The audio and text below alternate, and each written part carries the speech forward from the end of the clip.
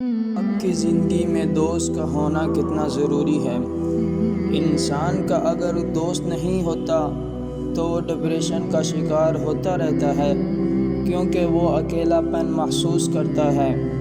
جب کوئی کسی سے بات نہ کر پا رہا ہو تو ایسے ہی ہوتا ہے، اس لیے بات چیت کرنا بہت ضروری ہے، اور دوست پھر اچھا ہونا چاہیے تاکہ وہ آپ کے کسی بھی معاملے میں اس سے اچھے مشورے مل سکیں، اور اگر آپ کا برا دوست ہے تو وہ غلط مشورے دے گا، اور جس چیز میں اسے فائدہ مل رہا ہے اس سے چاہے دوست کو نقصان ہو رہا ہو وہ اپنا ہی سوچتا ہے۔